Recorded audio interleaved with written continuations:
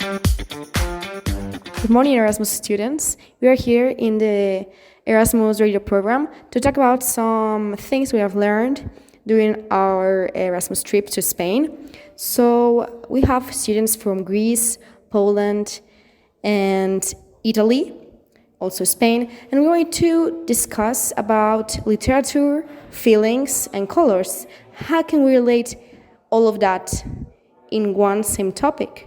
So let's see. We're going to start with our first country. Hi, I'm a Polish student, and today I'm going to talk about a Polish artist named Jan Matejko. He was the greatest Polish painter of all time. He was born in 1838 in Krakow. In 1858, he graduated from the Academy of Fine Arts. He created over 300 oil paintings that became popular all over the world. He was son of a Czech immigrant, Franciszek Matejka and Joanna Rosbeck, but he grew up in a spirit of patriotism which had a huge impact on his works. He was creating paintings that showed political and military success to spread hope in dramatic times for the Polish nation.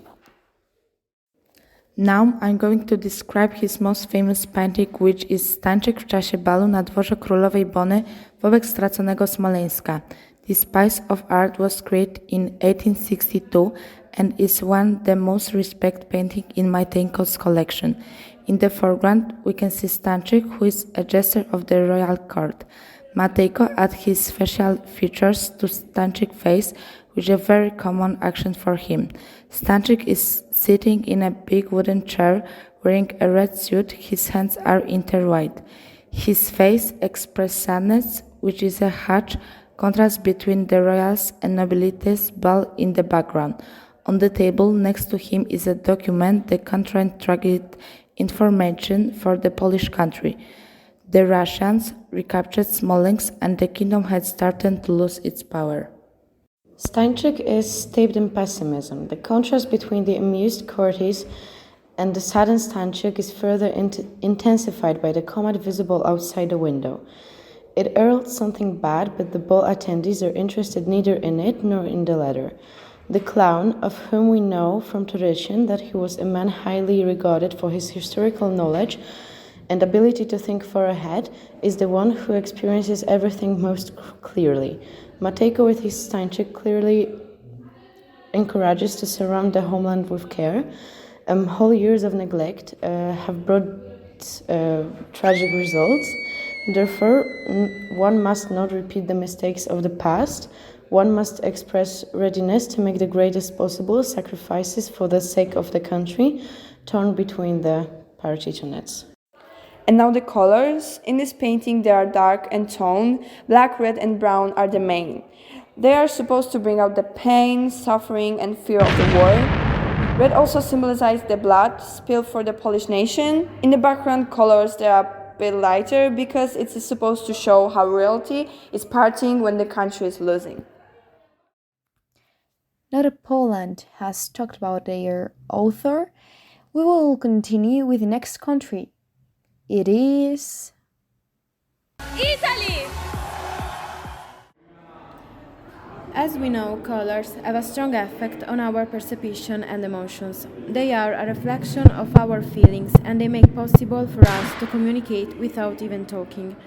By the end of the 9th century, a new literary movement was born, the Symbolism. This movement promoted a literature based on the use of a symbolic language and settings that hold hidden and deep meanings. One of the promoters of this type of literature is D'Annunzio, one of the most important Italian exponents of the Decadentism movement. D'Annunzio has been an eccentric figure through his life. He is considered the first influencer ever. In fact, he had also created most of the slogans of the fascist movement. And through his speech of the Quarto, he convinced a big part of Italian population to enter the war. He enjoyed living a pleasant life and entertained many relationships with different women, with whom he had a controversial connection that emerges also in his novel Il Piacere. This novel gives us many examples of a descriptive representation based on the use of colors and words that became symbols. An extract of the 10th chapter says, Per qualche tempo egli rimase con la fronte contro i vetri della finestra a guardare la sua Roma, la grande città diletta, che appariva in fondo cinerea e quella argentea tra le rapide alternative della pioggia spinta e respinta dal capriccio del vento in un'atmosfera tutta egualmente grigia, ove ad intervalli si diffondeva un chiarore, subito dopo spegnendosi come un sorridere fugace. La piazza della Trinità dei Monti era deserta, contemplata dall'obelisco solitario. Gli alberi del viale lungo il muro che congiunge la chiesa alla Villa Medici si agitavano già seminudi, nerastri e rossastri al vento e alla pioggia. Il Pincio ancora verdeggiava come un'isola in un lago nebbioso. Egli, guardando, non aveva un pensiero determinato, ma un confuso viluppo di pensieri. E gli occupava l'animo un sentimento soverchiante ogni altro. Il pieno e vivace risveglio del suo vecchio amore per Roma, per la dolcissima Roma, per l'immensa, augusta, unica Roma, per la città delle città, per quella che sempre è giovine, è sempre novella, è sempre misteriosa, come il mare. For some time, he stayed laying by the window's glass, admiring his Rome, the great delight city, that appeared cinerea and at the same time silvery among the alternation of the rain, moved and rejected by the whim of the wind, in a grey atmosphere where a flare diffused at intervals, disappearing right after like a fleeting smile. The Trinity Square of Monti was desert, contemplated by the solitary obelisk. The tree by the street that linked the church to the Villa Medici were moving almost naked and appeared to be black and red to wind and rain. The Pincio was still green as an island in a foggy lake. While he was looking, he didn't have a determined thought, but a confused stream of thoughts, and a dominating feeling occupied his soul, the full and lively waking of his old love for Rome, his kind Rome, for the immense august Rome, the city among the cities, for a city that is always young, new, and mysterious, like the sea. Wow, how wonderful is the Italian! It's incredible. Everything sounds better in that language, right? Well, we will continue with the next country. It will be...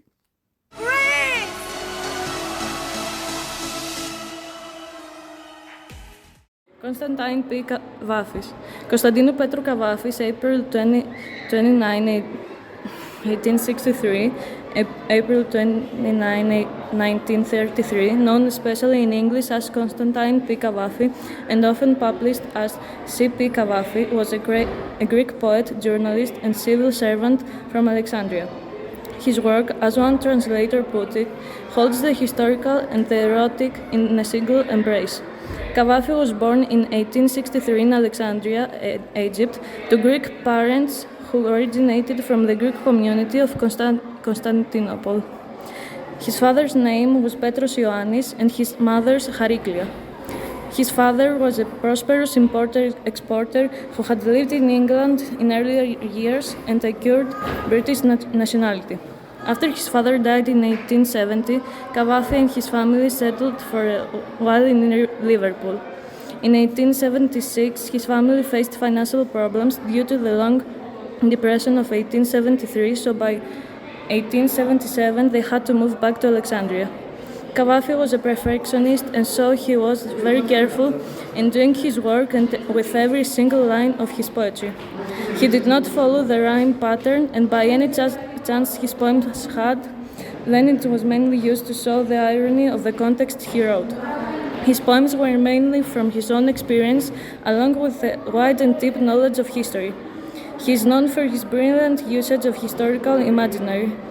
Kavafi was instrumental in a revival and recognition of Greek poetry, both at home and abroad.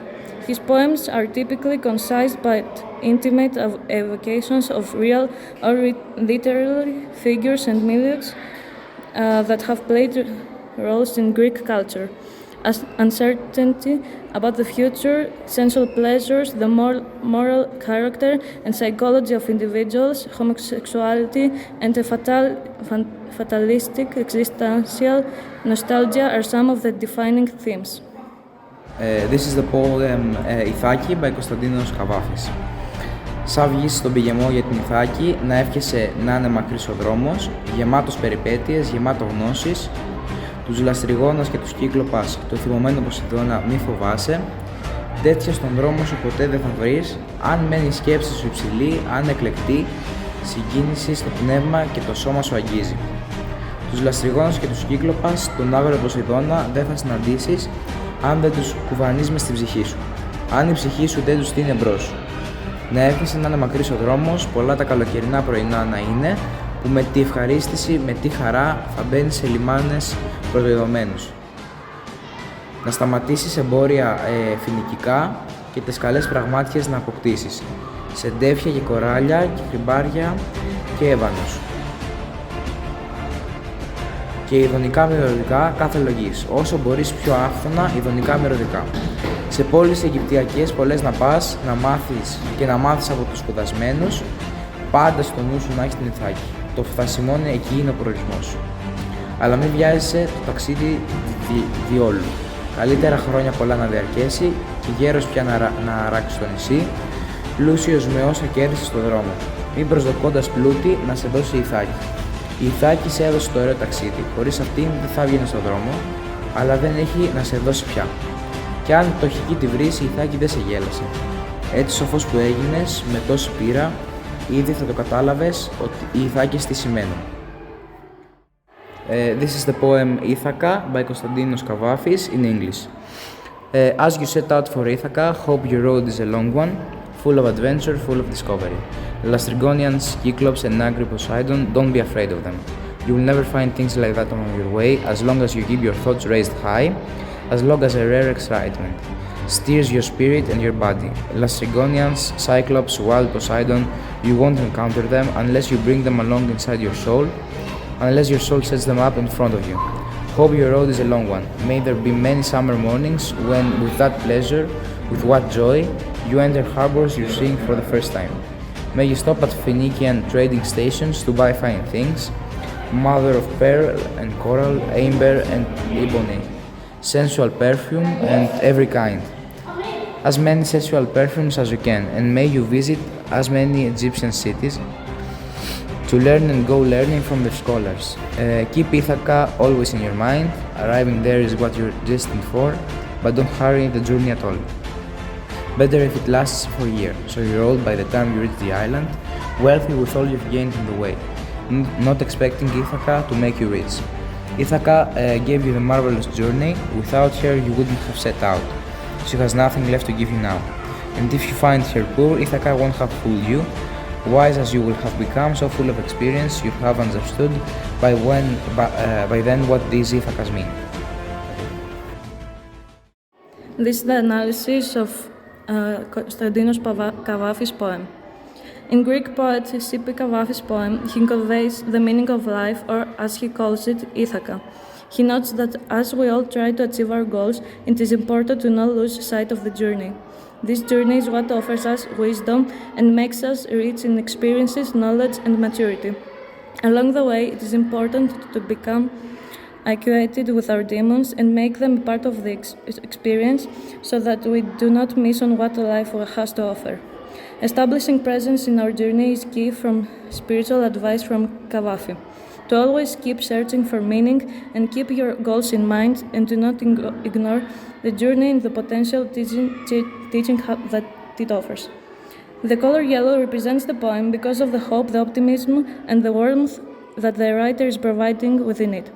Overall, the poem is written in a metaphorical way, and the meaning of it is arriving in your destination and achieving your goals despite the difficulties that you will find in your way. The Greek culture is amazing. It's rich. And now we can say we know a little bit about it because of this author. So let's continue with the next country. This one is the country which has hosted the last stop of the Erasmus Project on the shoulders of giants.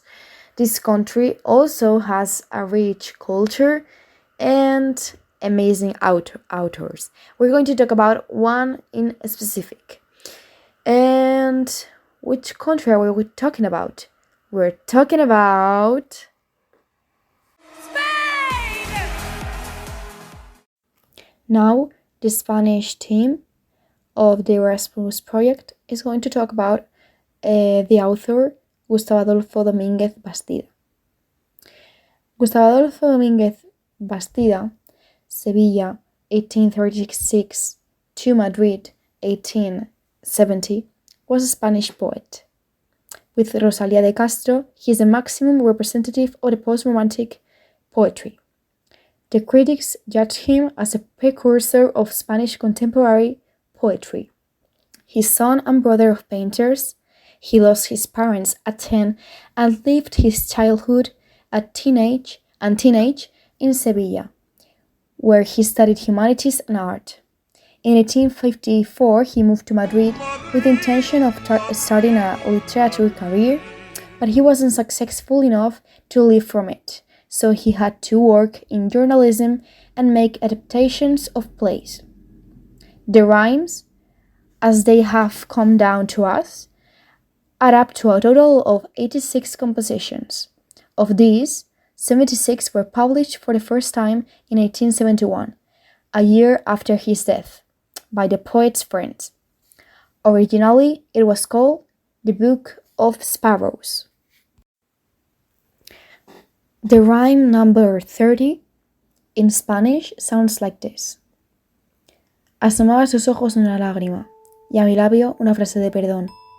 Habló el orgullo y se enjugó su llanto, y la frase en mis labios expiró. Yo por un camino, ella por otro, pero al pensar en nuestro mutuo amor, yo digo aún, ¿por qué caí aquel día?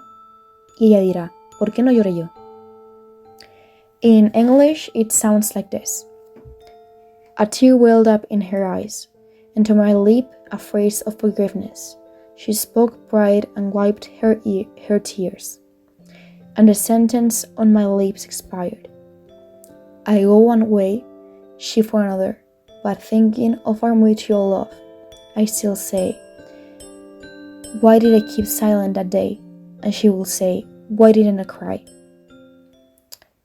Well, this poem conveys the pain of a broken heart after ending a relationship, feeling that there was still love in it. It represents that the author is suffering because their paths and goals have led them down different paths, and they have prioritized this before their love, which at least he regrets.